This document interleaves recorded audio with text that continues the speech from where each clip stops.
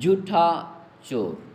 آج ہم ایک جھوٹ کے متعلق، ایک چوری کرنے کے متعلق بہت ہی پیارا واقعہ سنیں گے۔ آپ سے گزارش ہے اس واقعے کو توجہ اور شوق اور محبت کے ساتھ سنیں تو انشاءاللہ آپ کو اس کا جو سبق ہے، جو اس کا درس ہے، انشاءاللہ وہ حاصل ہوگا، اور آپ بھی اپنی اصلاح کرنے کی کوشش کیجیے گا۔ انشاءاللہ عز و جل میں بھی اپنی اصلاح کرنے کی کوشش کروں گا۔ ایک شخص نے اپنی چچا کے بیٹے کا مال چرا لیا۔ مالک نے چور کو حرم پاک میں پکڑ لیا اور کہا یہ میرا مال ہے۔ چور نے کہا تم جھوٹ بولتے ہو۔ اس شخص نے کہا ایسی بات ہے تو قسم کھا کر دکھاؤ۔ یہ سن کر اس چور نے کعبہ شریف کے سامنے مقام ابراہیم کے پاس کھڑے ہو کر قسم کھا لی۔ یہ دیکھ کر مال کے مالک نے رکن یمانی اور مقام ابراہیم کے درمیان کھڑے ہو کر دعا کی، یعنی دعا کے لیے ہاتھ اٹھا لیے۔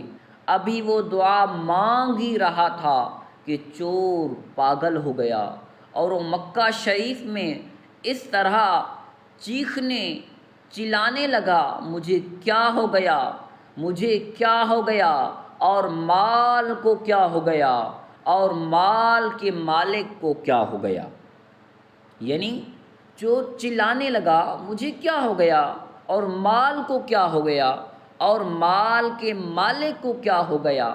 یہ خبر اللہ تعالیٰ کے پیارے نبی صلی اللہ تعالیٰ علیہ وسلم کے دادا جان حضرت عبد المطلب رضی اللہ عنہ کو پہنچی تو آپ رضی اللہ عنہ تشریف لائے، اور وہ مال جمع کر کے جس کا تھا اس شخص کو دے دیا، اور وہ اسے لے کر چلا گیا۔ جب وہ چور پاگلوں کی طرح بھاگتا اور چیختا چلاتا رہا، یہاں تک کہ ایک پہاڑ سے نیچے گر کر مر گیا، اور جنگلی جانور اس کو کھا گئے۔ میٹھے میٹھے مدنی منوں اور پیاری مدنی منیوں، نہ کبھی جھوٹ بولو، نہ کبھی جھوٹی قسم کھاؤ، اور نہ ہی کبھی کسی کی کوئی چیز چوری کرو، نہ کبھی کسی کی چیز چراؤ، کہ اس دنیا میں بھی تباہی ہے اور آخرت میں بھی تباہی۔ حضرت مسروق رحمۃ اللہ تعالیٰ علیہ سے روایت ہے کہ جو شخص چوری یا شراب خوری میں مبتلا ہو کر مرتا ہے، اس پر قبر میں 2 سانپ مقرر کر دیے جاتے ہیں جو اس کا گوشت نوچ نوچ کر کھاتے رہتے ہیں۔